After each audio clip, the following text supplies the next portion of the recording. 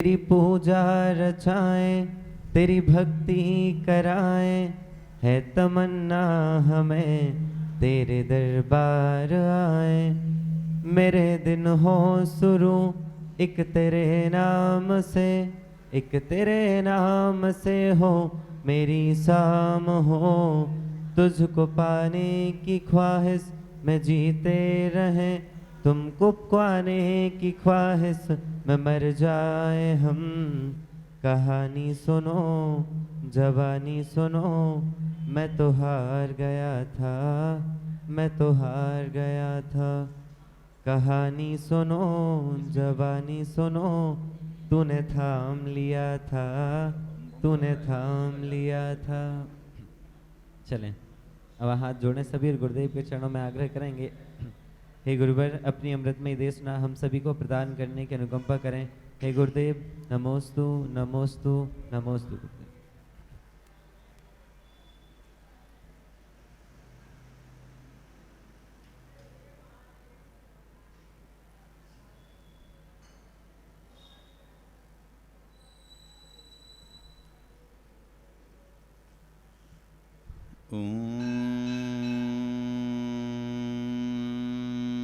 नमः सिद्धेभ्यः।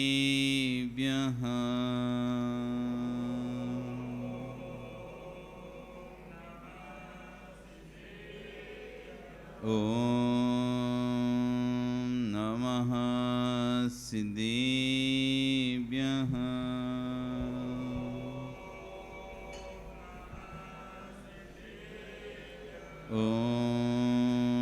नमः सिद्धेभ्यः।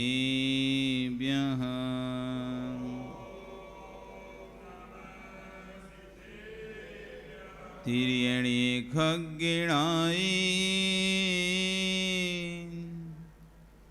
रुत्तारी मोय सिर सिर बिहु आईरी राव पसियो परवादिन्यो भव्य जी लोए। नमो अरिहंताणं नमो सिद्धाणं नमो आयरीयाणं नमो वज्रायाणं नमो लोय सविशाहुणं। बोले नंदन से परमेष्टि भगवानी की, आदिब्रह्म आदिनाथ भगवानी की, वर्तमान शासन महावीर भगवानी की, आचार्य श्री कुंद कुंदेव स्वामी महाराज की, आचार्य गुरु विश्व सागर जी महाराज जी की, अहिंसा में विश्व धर्म की।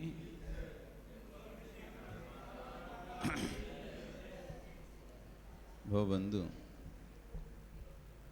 वर्तमान शासन न्यायिक वर्धमान स्वामी के शासन में तीर्थंकर प्रभु की चरण निश्रा में बैठकर हम सभी जिन देशना का श्रवण कर रहे हैं। ये जिनेन्द्र वाणी मनीषो जगत कल्याणी है। कल आचार्य भगवान ने यहाँ पर अपनी देशना में समदृष्टि सम्यक दृष्टि की व्याख्या कर रहे थे। जो समदृष्टि होगा वही सम्यक दृष्टि होगा, और जिसकी दृष्टि सम नहीं है वह सम्यक दृष्टि भी नहीं है। सम दृष्टि से मतलब सब में एक दृष्टि, समान दृष्टि। हर जीव में हर एक आत्मा को स्वीकार करने वाला। जैसा मुझे कष्ट दुख पीड़ा होती है, ऐसी दूसरे को कष्ट दुख पीड़ा को स्वीकार करने वाला इस सम दृष्टि है। आचार्य भगवान अपनी देशना में आज कह रहे हैं, भैया कुएं के किसी भी घाट से पानी निकाल लेना, उसमें उंगली डालकर देखना शीतलता होगी कि नहीं होगी। आप कुएं के कोई से भी घाट पर चले जाओ, 4 घाट होते हैं, उसके 4 तरफ से लोग पानी भरते हैं, तो कुएं के किसी भी घाट पर आप चले जाओ और वहाँ से आप पानी निकालना, पानी शीतल होगा कि नहीं होगा? यहाँ तक कि घाट का पानी तो ठंडा है ही, जो नाली में काला पानी बहता दिखाई दे रहा है, नाली में कैसा पानी बहता है? गंदा पानी बहता है ना, काला कलर का दिखाई देता है। तो नाली में जो काला पानी बहता दिखाई दे रहा है, उसमें भी हाथ डालेगा तो वह भी ठंडा है। कुएं का पानी जो कि स्वच्छ साफ दिखाई दे रहा है, किसी भी घाट से निकाला है, वह तो ठंडा है ही, लेकिन नाली में बहता हुआ पानी भी ठंडा ही है। जो अहिंसक हैं वो तो, उनके प्रति तो दया तुम्हारी है होनी चाहिए, लेकिन जो हिंसक हैं, जो नाली के पानी की तरह गंदे हैं, उनके प्रति भी तुम्हारे अंदर समान दृष्टि होना चाहिए। क्योंकि जैसी आत्मा जो साधु पुरुष हैं उनके अंदर है, वैसी ही आत्मा असाधु पुरुष के अंदर है। जैसा शीतलपना कुएं के पानी में है, वैसा ही शीतलपना नाली के पानी में भी है कि नहीं कैलाश जी? पर जो पानी काला दिखाई दे रहा है, वो किंचित भी काला नहीं है।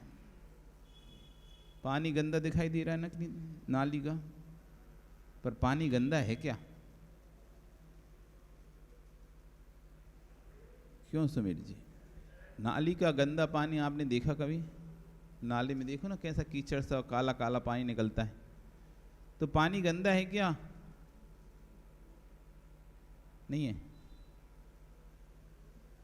पानी गंदा नहीं है, साफ है। हैं? गंदा है क्या साफ है? गिलास में भर के देख लो ना, तुम्हारा नहीं विश्वास है तो कांच के गिलास में डालना, गंदा है कि नहीं पानी? हैं? हाँ, तो मिलावट से क्या हो गया? कौन गंदा हुआ? पानी गंदा नहीं तो फिर गंदा कौन है? हैं? गंदा कौन है? पानी नहीं गंदा तो कौन गंदा है फिर? कौन गंदा हो गया? पानी गंदा नहीं है, मिश्रण की कारण से गंदा हो गया। कौन? अभी तो बोले पानी गंदा नहीं है।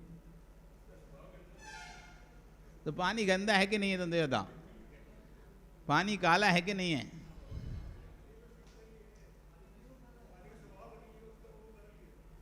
अरे तो कौन बदला? तुमने कहा कि गंदा नहीं है पानी, लेकिन मिलावट हो गई इसलिए गंदा हो गया। कौन गंदा हो गया? अब पूछ रहे हैं हम आपसे, कौन गंदा हो गया मिलावट हो गई तो? अभी तो तुम बोल रहे थे पानी गंदा नहीं है, अब कैसे गंदा हो गया? गंदी तो मिलावट थी ना, कि पानी था? गंदी कौन थी? कीचड़ गंदी थी या पानी गंदा था? गंदा कौन था? हाँ, गंदगी आई तो पानी गंदा हो गया, तो गंदा कौन हुआ? पानी गंदा है? पानी गंदा है? हाँ, मिलावट आने से कौन गंदा हुआ? तो गंदा कौन है? पानी की मिलावट। गंदा कौन है? मिलावट गंदी है या पानी गंदा है? संयोग की महिमा देखो आप, स्वच्छ पानी को भी गंदा कर देता है, स्वच्छ पानी की संज्ञा को भी गंदा पानी बना देता है। जबकि पानी में गंदगी नहीं थी, गंदगी में ही गंदगी थी। पानी में कालापन नहीं था, कीचड़ में कालापन था। कालापन किसमें था? पानी में कालापन नहीं था, कीचड़ में कालापन था। लेकिन संयोग की महिमा देखो कि उस स्वच्छ पानी को भी गंदा कर दिया। अब उसकी एक बूंद भी तुम्हारे ऊपर पड़ जाए तो तुम नहाने पहुंच जाते हो। और नहाते भी किससे हो? पानी से। एक बूंद पानी पड़ गया नाली का आपके ऊपर, अरे भैया अब तो नहाना पड़ेगा, नहाना पड़ेगा। और डाला क्या? पानी ही। पानी पड़ा सो गंदे और पानी पड़ा तो साफ। पानी की महिमा देखो, एक पानी को संयोग की महिमा देखो। कलश का पानी भगवान के मस्तक पर चला जाए तो दुनिया दौड़ती कि भैया गंदोदक देना, और एक पानी की बूंद नाली की तुम्हारे ऊपर आ जाए तो देखना पसंद नहीं करते, स्पर्श होने पर नहाने चले जाते हो। संयोग की महिमा देखो, साधु पुरुषों का संयोग होगा तो तुम गंधोदक जैसे बन जाओगे, और असाधु पुरुषों का संयोग होगा तो नाली के पानी के जैसे बन जाओगे। ये संयोग की महिमा है।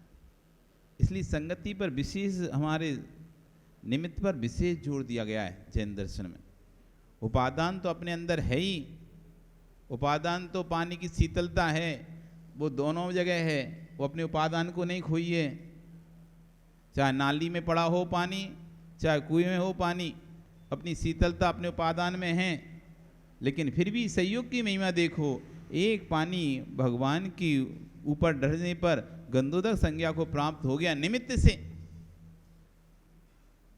बस भगवान के ऊपर ही से तो निकला है वो गंधोदक संज्ञा प्राप्त। उसकी एक बूंद भी गिर जाए तो आप कहते पाप लग गया। एक बूंद भी नीचे गिर जाए हो पाप लगेगा, इतना पूज्य हो गया वो। एक संयोग देखो, प्रतिमा के ऊपर जैसे ही वो पानी लगा, अब वो पानी गंधोदक बन गया, और इसकी एक बूंद भी आप नीचे गिराना पसंद नहीं करते हैं। यदि एक बूंद भी नीचे गिर जाए, भैया आज तो बहुत बड़ी गलती हो गई हमसे, गंधोदक नीचे गिर गया। संयोग की महिमा, और एक नाली का पानी, ये भैया एक बूंद भी उचट नहीं जाना चाहिए हमारे ऊपर, एक बूंद भी नहीं आना जाना चाहिए। यदि एक बूंद भी आ गया, अशुद्ध हो गए। एक बूंद लगाया, पवित्र मान रहे अपने आप को। निर्मलम निर्मलीकरणम पवित्रम पाप नाशनम जिन गंधोदकम बंदे अष्ट कर्म विनाशनम। एक पानी वो जिसको लगाने पर भावना आ रही है, हे भगवान 8 कर्मों को 6 करने वाला है आपका ऐसा गंधोदक, और उसको लगाकर अपने आप को पवित्र मान रहे हैं। और एक पानी की बूंद वो जो शरीर से लग जाए तो पूरा अपवित्र अपने आप को, अब तो हम असोले के हो गए, अब तो हमको नहाना पड़ेगा, अब तो हम कोई कार्य नहीं कर सकते। अच्छा, ये है संयोग की महिमा। आप यदि साधु पुरुषों के साथ रहते हैं, अच्छे लोगों के साथ रहते हैं, तो गंधोदक की भांति पवित्र हो जाएंगे। अच्छे लोगों के साथ रहने से वो पानी पवित्र हो गया, गंधोदक बन गया, और कीचड़ के साथ रहने से पानी अपवित्र हो गया। जबकि पानी एक वही है, पानी में भेद नहीं है। पानी तो वो भी स्वच्छ है, पानी तो ये भी स्वच्छ है। एक कीचड़ के साथ रहने से गंदा हो गया, मटमैला हो गया, तो लोग उसे खराब पानी कहने लगे, और एक प्रतिमा के ऊपर डलने से गंधोदक बन गया, लोग उसे पूज्यता की दृष्टि से देखने लगे। अब आपको गंधोदक बनना है या नाली का पानी बनना है? आपको गंधोदक बनना है या नाली का पानी बनना है? उपादान तो दोनों आपके अंदर हैं। आप चाहें तो गंधोदक बन सकते हैं, आप चाहें तो नाली का पानी बन सकते हैं। उपादान की शक्ति तुम्हारे अंदर है। निमित्त जिस तरह के निमित्त से तुम जुड़ जाओगे, उस तरह की आपकी संज्ञा हो जाएगी। एक लोटा, निमित्त का प्रभाव देखो। एक लोटे को यदि ऐसे लेके जाते हैं, हाथ पे ऊपर नीचे हाथ रख के, हाथ के ऊपर और लोटा रखते हैं, तो उसको देखने के भाव लोगों के बदल जाते हैं। और हाथ के नीचे रखते हैं तो देखने के भाव बदल जाते हैं। कुछ भी नहीं कहा तुमने किसी से, कुछ भी नहीं बोला तुमने किसी से। एक हाथ में लोटा था, आप कुछ भी मत बोलो किसी से कि आप किस लिए लेके जा रहे हो, क्या करोगे इस लोटे का पानी का, कुएं से ही पानी खींचो आप वो लोटे को, लेकिन जैसे ही ऐसे लेके जाओगे लोगों के भाव उसके प्रति बदल जाएंगे। ओहो, अभिषेक का जल लेके जा रहा है, अच्छे कार्य के लिए जल लेके जा रहा है, और जैसे तुम ऐसे लटका के लेके जाओगे हर कोई समझ जाएगा कहां जा रहा है, हर व्यक्ति समझ जाए। निमित्त का प्रभाव देखो, पानी एक ही है, एक ही कुएं से निकला हुआ है, एक ही व्यक्ति ने निकाला है, सब कुछ एक है, तब भी मुद्राओं के प्रभाव से उस पानी का प्रभाव बदल जाता है, पानी की वर्णा बदल जाती है, लोगों के भाव बदल जाते हैं। कभी आप अभिषेक करने जाते हो तो कलश कैसे लेके जाते हो? भगवान के पास तक भी जाना होता है तो ऐसे, कभी कोई ऐसे लटका के लेके गया क्या? हाथ दर्द कर रहा तो लटका के ले चले, ऐसे लेके गए कभी लोटे को? जब भी छोटी सी कलसिया को भी लेके जाते हो ऐसे पकड़ते हो, ऐसे लेके जाते हो, ऐसे लटका के, हाथ लटका के नीचे लेके नहीं जाते। कोई गया?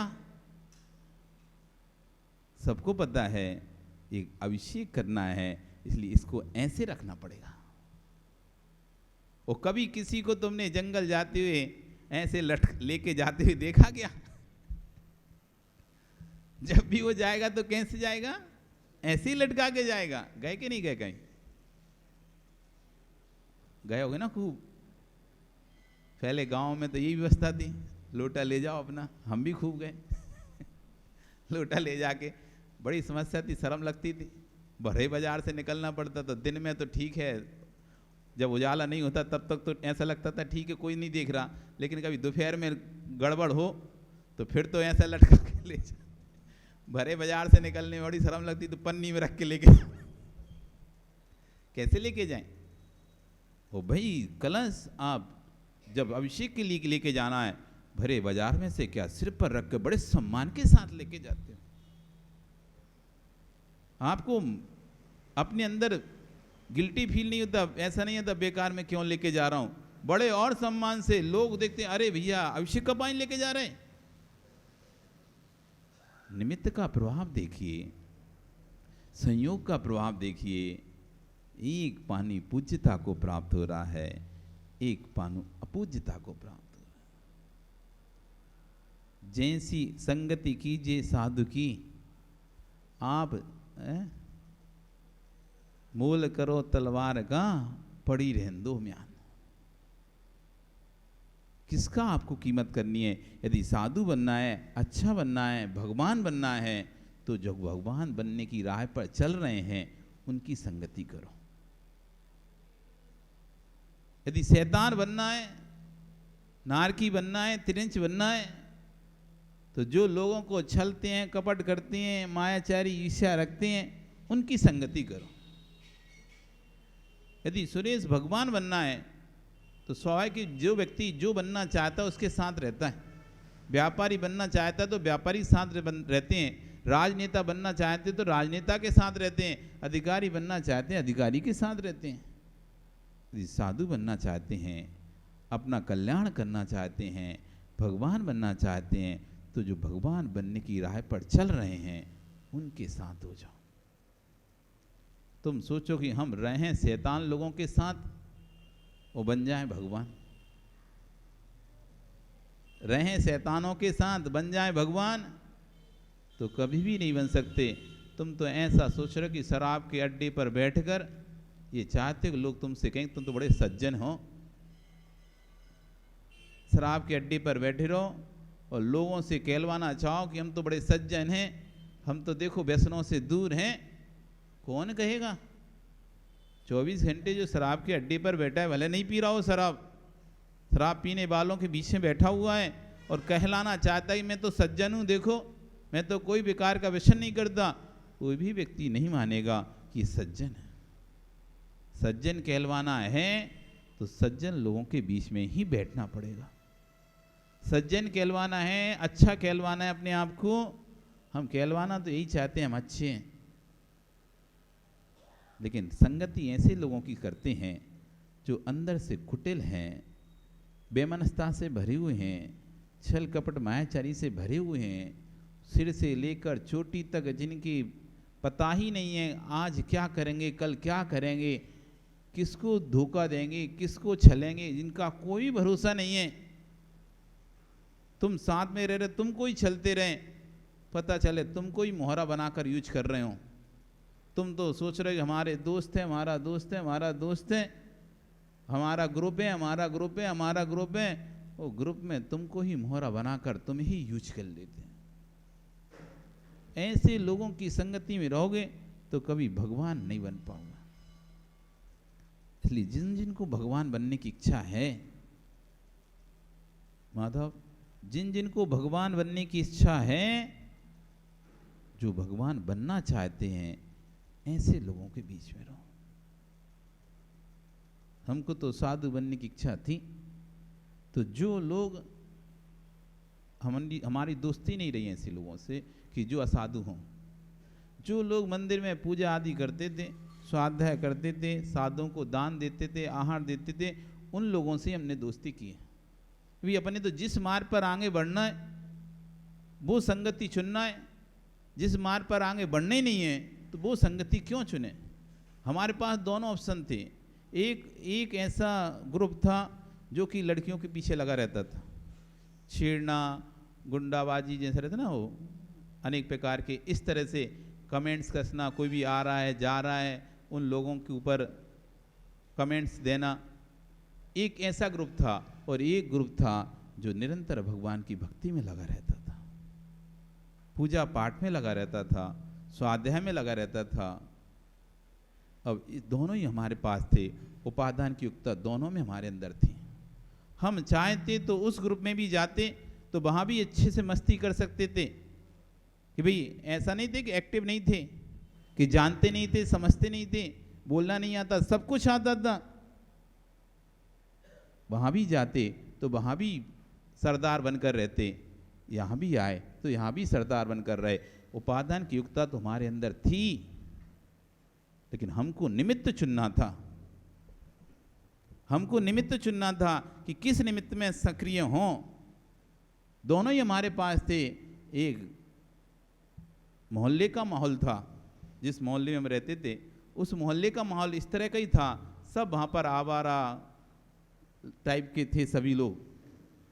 और एक जहाँ पर मंदिर जाते थे वहाँ का माहौल था। दोनों ही जगह जैन थे, ऐसा नहीं था कि एक जगह अजैन हो या कुछ और हो, दोनों ही जगह जैन लड़के थे। इस तरफ भी जैन लड़की थे मोहल्ले में, जिस मोहल्ला था वो भी जैनों ही का था, लेकिन सब घूमने फिरने वाले उस तरह के थे। और दूसरा जहाँ जाते थे वो भी सभी जैन थे, वहाँ पर वो पूजा, स्वाध्याय, आहार, महाराजों को लाना छोड़ना, इनमें संलग्न थे। हमने वो चुना क्योंकि हमको बनना वो था, हमें ये नहीं बनना था, हमें आवारा नहीं बनना था, हमें भगवान बनना था। तो जिसको जो बनना होता है वो उस मार्ग को चुनता है और उसके साथ रहते रहते फिर वह भी भगवान बन जाता है। जिसको नेता बनना होता है और राजनेता के साथ घूमता है घूमता है घूमता है, और घूमते घूमते एक दिन वो भी तुम्हें पता चलेगा। अरे तुम ही कहोगे पहले तो ये ऐसे गली में घूमता रहता था नेताओं के साथ, अब देखो कितना बड़ा मंत्री बन गया। जितने भी विधायक मंत्री तुम्हें दिखाई दे रहे हैं, तुम इनके पास में जाओ 20 साल पहले, कोई आज नहीं बने, वो आज नहीं बने मंत्री इतने बड़े। उनके 20 साल 25 साल पहले पास में चले जाओ, सबकी फोटो देख लो, तुम नेताओं के पीछे ऐसे घूमते रहते थे वो। लेकिन धीरे धीरे घूमते घूमते घूमते घूमते आज खुद नेता और मंत्री बन गए। तो जिसको जो बनना होता है वो उसके साथ रहता है। आपको क्या बनना है, शैतान के भगवान? क्या बनना है सुमेर जी, क्या बनना है? भगवान बनना है। ओ सुमेर जी, एक और सुमेर जी, क्या बनना है आप सबको? ओ सुरेश जी, क्या बनना है? भगवान बनना है। नहीं मिशन जी, आपको भगवान बनना है कि दुकानदार बनना है? ओ भागचंद जी, क्या देख रहे हो उन्हें? चोर चोर सब मौसेरे भाई हैं यहाँ पे बैठे। हाँ, बनना तो भगवान है पर करना शैतान के काम है। क्या ललित जी, कौन से वाले काम करना है, भगवान वाले के शैतान वाले? रहना किसकी संगति में तुम्हें? भगवान बनना है तो किसकी संगति में रहना पड़ेगा? है? अब ये तो बनाएंगे नहीं भगवान तुम्हें, पक्का है। वे तो बन चुके और बनाना होता तो कृतकृत्य काय को होते, वो तो कृतकृत हो गए। अब उनको तो करने का कुछ रह ही नहीं गया, तुम्हें बनाने का काम क्या करेंगे वो? तो कहो कि महाराज हम तो मंदिर में रहते हैं भगवान बनना है, तो मंदिर में रहते हो भगवान नहीं बन पाओगे कभी, क्योंकि वे तो आएंगे नहीं कभी बनाने तुम्हें कि वरदान देने आए। ओ बच्चा, हम तुमसे प्रसन्न हुए, तुमने 50 साल तक हमारी खूब अभिषेक किया, सेवा की, पूजा की, लो आज से वरदान देता हूं मैं तुम्हें, तुम भगवान बन जाओ। तो ऐसा ये दर्शन तो ऐसा है नहीं है कि तुम कितनी भी सेवा कर लो तो प्रकट होकर प्रसन्न हो जाए और प्रसन्न होकर तुम्हें वरदान देने आ जाए। आएंगे क्या? तुम पूरी जिंदगी भी सिर रगड़ रगड़ के नहीं, अपना सिर रगड़ लो भगवान के चरणों में, पूरी जिंदगी भर भी सिर रगड़ते रहो, तभी भी कभी भी प्रसन्न होकर तुम्हारे सामने नहीं आने वाले। और जो प्रसन्न होकर आएंगे वे भगवान होंगे नहीं, ये भी ध्यान रखना। जो प्रसन्न होकर आ जाएंगे हम उन्हें भगवान स्वीकार नहीं करेंगे, क्योंकि हमारे भगवान तो कृत हो चुके हैं, दग्ध बीजवत, अब कभी लौटकर वापिस नहीं आएंगे। जो ना श्राप देते हैं, ना वरदान देते हैं, ना निंद्या त्वयि वीतरागे, ना तो निंदा करने पर जो नाराज होते हैं, ना स्तुति करने पर जो प्रसन्न होते हैं, ऐसे वीतरागी भगवान हैं हमारे। इसलिए वो तो नहीं आएंगे, तो ना वो तुम्हें भगवान बनाएंगे। अब बताओ, भगवान बनना है? किस किस को बनना है? अच्छा भगवान, पदम जी आपको बनना है क्या? कैसे बनोगे? दुकान पर बैठे बैठे कैसे बनेंगे अपन भगवान? कभी सोचा है क्या? यदि हमें भगवान बनना है, वास्तव में अंदर से इच्छा है या ऊपर ऊपरी है? अच्छा ये बताओ, ऊपरी ऊपरी है कि अंदर अंतरंग इच्छा? एक तो होता है ऊपरी ऊपरी करते अपन किसी की जोहार मनोहार करते हैं, ऊपरी ऊपरी खा ले भैया खा ले, और अंदर से न तो खा हमारे कौन सा जा रहा है। एक अंदर से रहता है नहीं खाना तो पड़ेगा, तो वो नहीं खाते तो वो रोने लगता है। दो प्रकार के लोग होते हैं, एक महाराज ले लो ले लो ले लो ले लो, नहीं लिया तो ठीक है, नहीं ले रहे चल रख दो। और एक नहीं लिया तो उसका चेहरा उतर जाता है।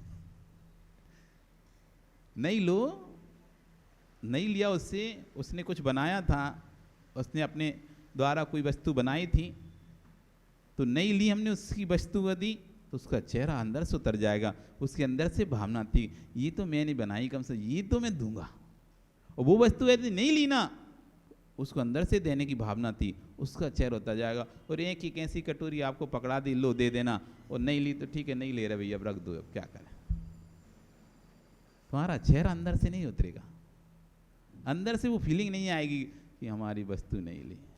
यही आएगी महाराज जी ने हमसे नहीं लिया, ठीक है दूसरी दे रहे, दूसरी दे दो कोई, लेकिन जिसने खुद बनाई है वो कहे दूसरी तो नहीं, हम तो यही देंगे, हमने बनाई इतनी मेहनत से, गुरु महाराज के लिए हमने इतनी मेहनत से बनाई है, हम तो यही देंगे। बोले एक ले लो तुम, इतना सा ले लो। जो अंदर से जब भावना आती है ना, तो वो अलग भावना होती है, ऊपर की जो भावना होती है वो अलग भावना होती है। तो इसलिए तो भगवान बनने की जो भावना है वो अंदर से है कि ऊपर से? कहाँ से? ओ भागचंद जी सोचते हैं बड़े फंसे। अब तो इतना स्वाध्याय करते हो, घर में 8-8 घंटे धर्म की चर्चा करते हो, जब सब मिल जाते हैं तुम्हारे भाई बंधु, बेटा बेटी सब, बेटा तो नहीं बेटी, तो लंबी चर्चाएं तुम 8-8 घंटे करते हो, तो इन चर्चाओं का निष्कर्ष क्या निकलता है? इन चर्चाओं का निष्कर्ष क्या निकलता है? भगवान बनना है क्या कि सिर्फ चर्चा ही करना है? ओ ललित जी, क्या सोच रहे हो? भूल गए कि हम तो आपको? ऐसा मत सोचना। क्या पदम, क्या सोच रहे हैं? बनना है भगवान?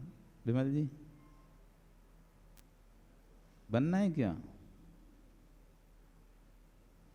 अब तो कोई बोल ही नहीं रहा। ओ पवन जी, तुम ही बता दो, बनना है?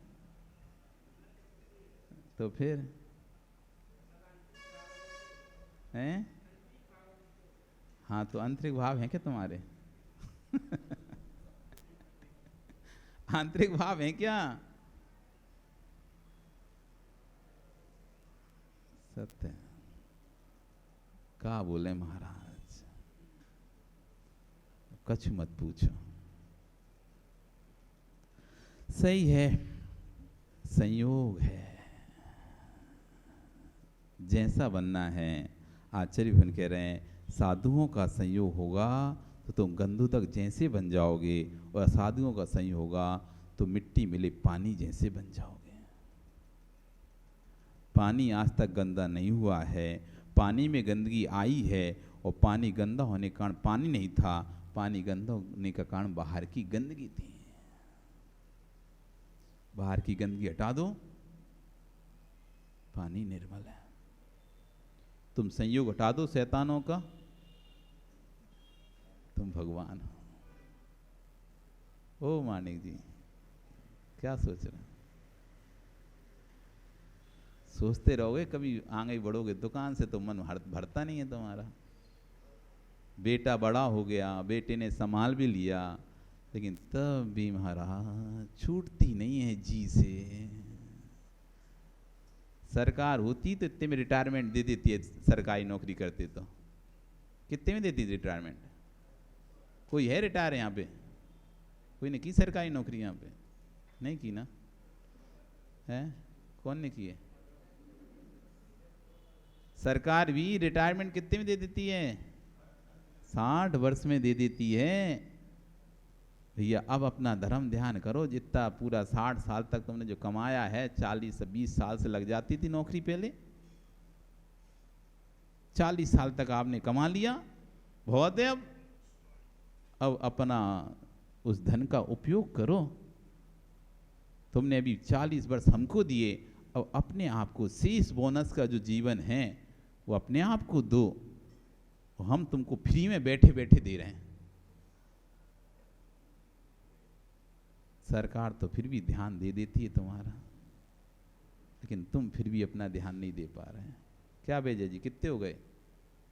70 के हो गए? कितना और करोगे? जब तक हाथ पैर चलेंगे महाराज, तब तक तो नहीं छोड़ेंगे। घिसटते घिसटते भले दुकान जाएं, लेकिन जाएंगे आखिरी दिन। लालचंद जी, कब तक जाओगे दुकान? हैं? बस की है नहीं है महाराज। गाड़ी में बैठ नहीं सकते, उछक जाते हैं तो सारा पेट हिल जाता है, तो तबीयत खराब हो जाती है, तो पैदल ही पैदल जाना पड़ता है। कब तक? जब तक हाथ पैर चल रहे हैं महाराज, तब तक। क्या नेमीचंद जी, कब तक? जब तक हाथ पैर चल रहे हैं तब तक दुकान तो नहीं छूटेगी। दुनिया छूट जाए चलेगी, लेकिन दुकान नहीं छूटेगी तुम लोगों की। छूट जाएगी। हाथ पैर चलते चलते तक कितने लोगों ने दुकान छोड़ दी? कैलाश जी, आपने तो छोड़ दिया ना सब?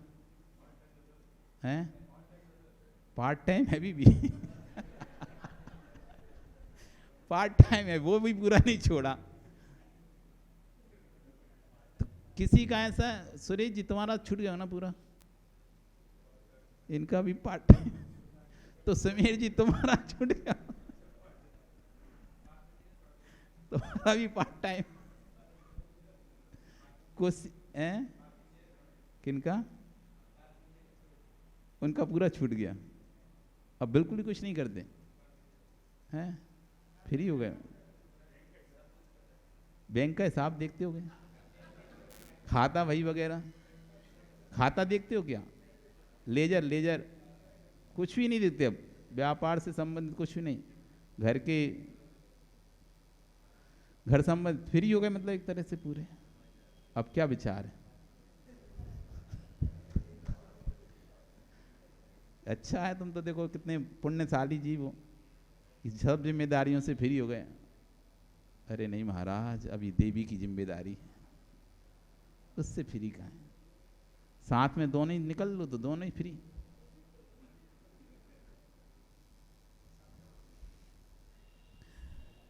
मैत्री भाव हटने का क्या कारण हुआ है? किसी ने निश्चय का आलंबन ले लिया है तो किसी ने व्यवहार का आलंबन ले लिया है। किसी ने परमात्मा की पूजा गृहस्थ अवस्था में प्रारंभ कर दी तो किसी ने परमात्मा को वीतरागता में देखा, परंतु वस्तु स्वरूप को नहीं समझा। स्पष्ट समझना, ये व्यक्ति भगवान महावीर को मुकुट लगाकर पूज रहा है और दूसरा व्यक्ति भगवान महावीर को कपड़े उतार कर पूज रहा है। लेकिन ये प्रश्न करो, पूज किसको रहा है?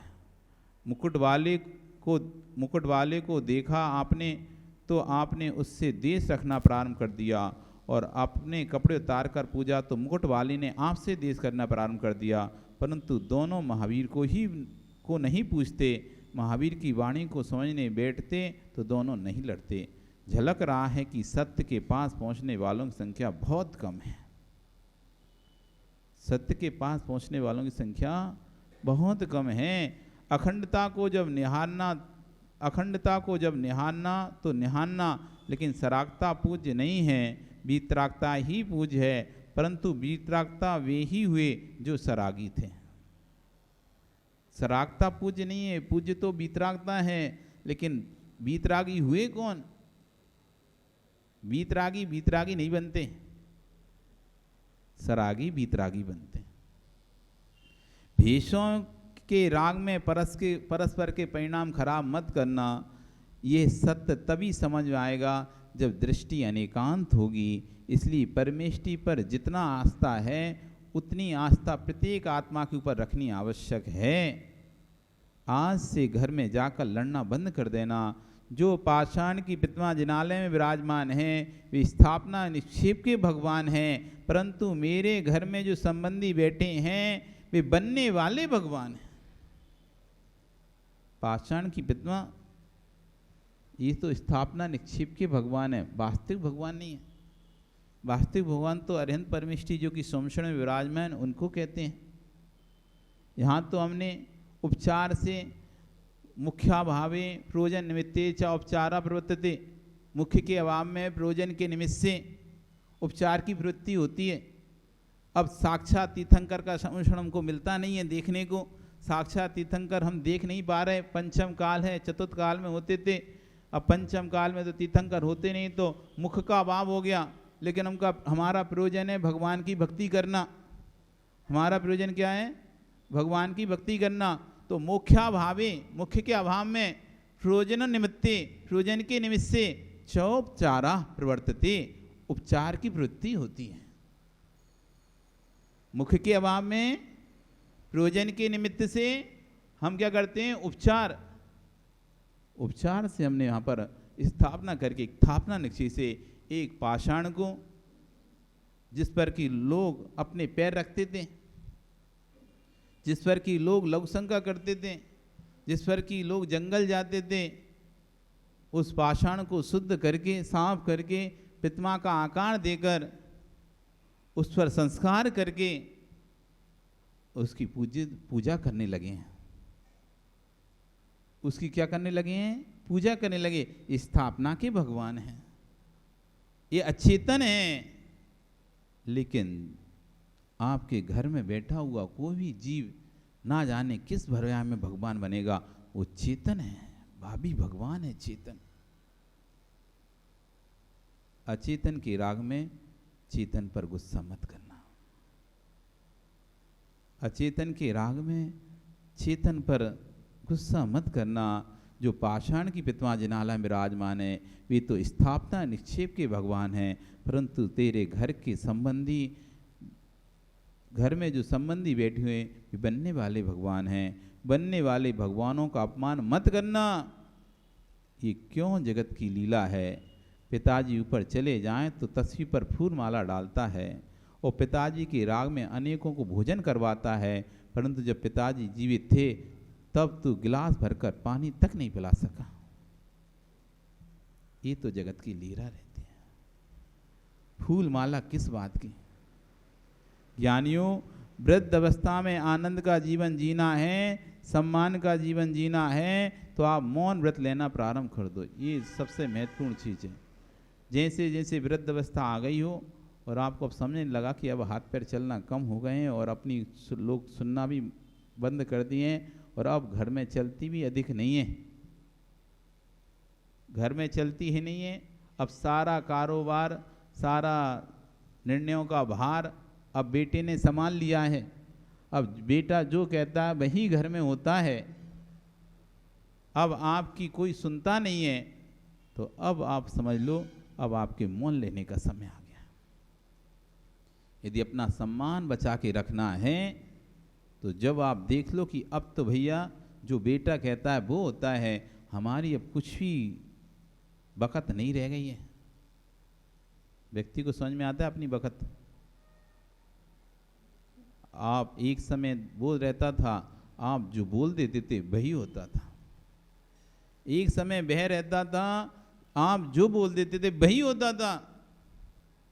क्योंकि हिम्मत नहीं होती थी बदलने की या निषेध करने की। अब एक समय ये है, आप बोलते रहते हो, कोई सुनता, अरे वो तो बोलती रहते हैं, ऐसे बकर बकर करते, आदत हो गई इनकी। तो आदत है, शुरू से ही आदत है, सो वो आदत छूट नहीं रही। पहले ऑर्डर चलाने की आदत थी तो अब भी ऑर्डर चलाते रहते हैं, पर अब कोई सुनता नहीं इनकी भाषा। देखो आप, एक समय वो था जब कोई चू नहीं करता था आपके सामने, अब एक समय वो है कोई आपकी सुनता तक भी नहीं है।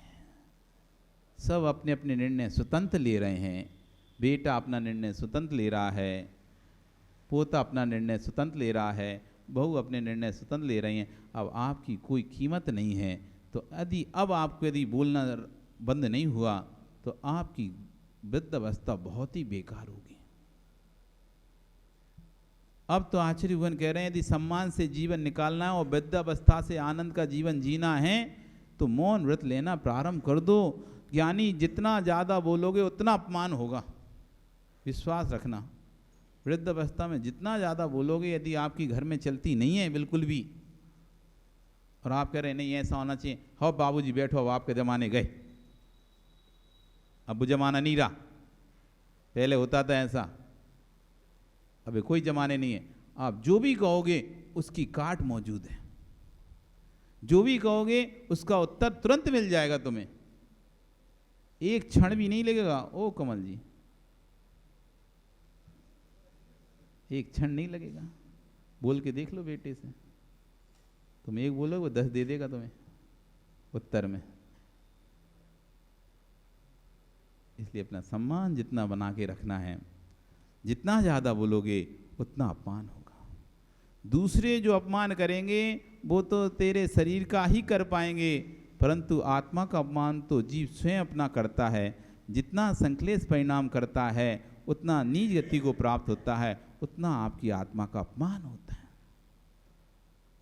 घर के सदस्य तो फिर भी तेरा शरीर का ही अपमान कर पाएंगे, लेकिन आप उस अपमान में जो संक्लिष्टता करोगे ना, संक्लिष्टता होती है ना, कोई आपने कुछ बोला और वो 4 सुना जाए और बात भी ना माने तो अंदर कैसी संक्लिष्टता होती है।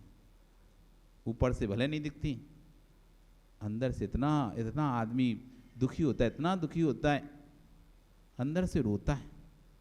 बाहर से भले चुपचाप ऐसा बैठा रहेगा कि तुमने कहा बेटा कुछ कह के चला गया, तुम उसके सामने तो कुछ बोले नहीं, लेकिन अंदर ही अंदर, अब सब लोग हैं तो क्या किससे कहोगे, सिर नीचा करके अंदर ही अंदर रोता है व्यक्ति। जो संक्लेशता होती है वो आप किसी को बता नहीं पाओगे, कितना आपको दर्द अंदर से महसूस होता है, अपमान महसूस होता है। तो उस संक्लेशता से तुम अपनी आत्मा का अपमान कर रहे हो। सामने वाले ने तुम्हारे शरीर का अपमान किया, और आप अब संकलित होकर अंतरंग में अपनी आत्मा का अपमान करके उसको नीच गति को प्राप्त करा रहे हो। ज्ञानी नीच गति को प्राप्त हुआ है तो अपमान किसका हुआ? तुम्हारी आत्मा ने तुम्हारी आत्मा का ही अपमान कर दिया। शरीर के सम्मान के राग में तूने अपनी आत्मा का अपमान किया। ज्ञानियों, फल को देखकर फूल को मत भूलो, फल को देखकर फूल को मत भूलो, अभेद दृष्टि पर दृष्टिपात करो। आप किसे भगवान मानते हो? किस जाति के व्यक्ति को भगवान मानते हो? किस वंश के व्यक्ति को भगवान मानते हो? हे मुमुक्षु, जगत में ऐसा कौन सा भव्य जीव है जो भगवान बनने की क्षमता नहीं रखता है? कौन सा ऐसा जीव है भव्य जो भगवान बनने की क्षमता नहीं रखता? हर भव्य के अंदर भगवान बनने की क्षमता है। जो भगवान बने, क्या वो नीच पर्याय में नहीं रहे? सब पर्याय से भगवान बनने वाली आत्मा भी सभी पर्यायों में भ्रमण करके आई है। जिसे आप ठुकरा रहे हैं, लात मार रहे हैं, गालियां दे रहे हैं, आज उसकी पर्याय भले नीच हो, लेकिन वो भावी भगवान हो सकता है कि नहीं हो सकता? जब एक अखौआ का वृक्ष भगवान महावीर बन सकता है, एक लोमड़ी का जीव प्रीत्यंकर नाम का तीर्थंकर बन सकता है, फिर तो आप क्या कल्पना करोगे? निगोज से निकलकर भरत चक्रवर्ती के बेटे भगवान बन सकते हैं। आप बताओ, आप किसको इंडिकेट करोगे कौन भगवान बनेगा? ये बनेगा, ये नहीं बनेगा, कैसे ऐसे छांट सकते हो क्या? मुमुक्षु, जगत में ऐसा कौन सा भव्य जीव है जो भगवान बनने की क्षमता ना रखता हो? ज्ञानी, नाली का पानी फिल्टर होकर तेरी प्यास बुझाता है कि नहीं बुझाता? आप जिस नाली के पानी को गंदा कहते हो और फेंक रहे हो, वही पानी जब नदी में मिल जाता है और नदी का पानी वही पाइप के माध्यम से म्युनिसिपालिटी की टंकी में आता है और वहां से फिल्टर होकर नल के माध्यम से आपके घर में आता है, पानी को पीते हो कि नहीं पीते हो? नदी में कहाँ ये जो पानी जाता है नालियों को, कहाँ जाता है? ये नालियों का पानी जाता कहाँ है इतना सारा? है कहाँ जाता है? ओ अभय जी, कहाँ जाता है? समुद्र तो यहाँ ही नहीं है आसपास कहीं, तो कहाँ जाता है? पहले नदी में जाता है। नदी से कहाँ जाता है? बीच में पाइपलाइन डली है कि नहीं? म्युनिसिपालिटी कहाँ से लेते हैं? ये टंकियों में पानी आता कहाँ से है? म्युनिसिपालिटी में टंकियों में पानी आता है ना, तो ब्रह्मपुत्र नदी से पर उन्होंने फिल्टर बना लिया, नदी से पानी लेकर फिल्टर किया, फिल्टर करके फिर आपको यहाँ भेज दिया। तो कौन सा पानी आया? जो नाली का पानी नदी में गया। अब आपको हमारे यहाँ महाराज जी, तो वो तो पानी तो बह जाता है, वो तो पीछे है हमारा फिल्टर, तो दूसरों के पानी आ रहा है नालियों का, तुम्हारा नहीं जा रहा। तो नली का पानी नाले में और नाले का पानी नदी में, पानी कहाँ जाएगा? पानी कहीं तो जाएगा ना। तो नदी का पानी, नाली का पानी नाले में, बड़े नाले में, गटर में, और गटर का पानी नदी में, और नदी में पानी मिक्स हो गया अब, और वहीं से एक पाइप डला हुआ है, म्युनिसिपालिटी का एक वो बना हुआ है फिल्टर प्लांट नदी के पास ही, वहाँ से पानी उस प्लांट में आ रहा है, प्लांट में फिल्टर हो रहा है, फिल्टर होके वापस टंकी में जा रहा है, टंकी से तुम्हारे घर की टंकी में आ रहा है, वो घर की टंकी से तुम्हारे गिलास में आ रहा है। ऐसा नहीं है? अब जिसे तुम धुतकार रहे थे, वही पानी फिर पी रहे हो। अब वही पानी को फिर भगवान के गंधोदक के रूप में मिला दिया। मान लो किसी ने वो पानी को गंधोदक में मिला दिया, तो फिर उसी पानी को सिर पे लगाओगे कि नहीं लगाओगे, कि फेंक दोगे? तो जो भी दिखाई दे रहे हैं आपको लोग, जब वे फिल्टर होकर आएंगे, अभी इस पर्याय में हो सकता है नीच हों, नीच कुल में जन्म लिए हों, लेकिन जब फिल्टर होकर आएंगे, मान लीजिए भव्य हैं और भगवान बन गए, तो फिर ज्ञानियों, नाली का पानी फिल्टर होकर तेरी प्यास बुझाता है कि नहीं? अच्छा बताओ, नदियों में पानी कहाँ से आता है? तेरे द्वार की नाली का पानी जाता है कि नहीं? और वही पानी फिल्टर होकर प्यास बुझाता है। जब नाली का पानी फिल्टर होकर प्यास बुझा सकता है, तो जो तुमको मिथ्या दृष्टि नजर आ रहे हैं, वे भी फिल्टर होकर आएंगे तो भगवान बनकर पूज्य हो जाएंगे। भगवान की प्रतिमा की रक्षा करना चाहते हो तो जगत के प्राणियों के प्रति साम्य भाव रखो, साम भाव रखना प्रारंभ कर दो। अपने घर को सुरक्षित रखना चाहते हो तो पड़ोसी के घर में यदि आग लग जाए तो उसे बुझाने चले जाना, नहीं तो संभल कर रहना, तेरा ही घर पास में है। बाद में फिर उनकी नहीं बुझाई तुमने तो अपने घर तो फिर तैयार है। भैया, घर की आग तो पड़ोसी बुझाने आ जाएगा, लेकिन ईर्ष्या की आग भगवान भी बुझाने नहीं आ पाएंगे। घर में आग लगी तो पड़ोसी बुझाने आ जाएंगे, लेकिन जो अंदर ईर्ष्या की आग लगती है व्यक्ति के अंदर, उससे कौन बुझाने आएगा? आपका समय आ गया, कल फिर आओगे, करेंगे चर्चा यहाँ से कि घर की आग तो बुझ सकती है, लेकिन ईर्ष्या की घर की आग बुझाने लिए तो पानी काम कर जाएगा, लेकिन ईर्ष्या की आग बुझाने के लिए किस नीर की जरूरत होगी, इसकी चर्चा कल हम यहाँ पर करेंगे। बोली भगवान महावीर स्वामी की। चलेंगे जनवाणी स्तुति।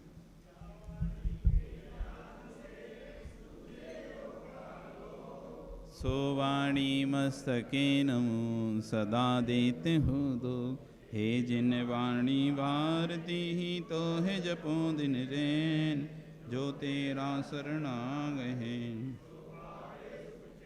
देव बजू अरिहंत गो, गुरु सेवो निर्ग्रंथ, दया धर्म पालू सदा, यही मोक्ष का 9 वर्ण।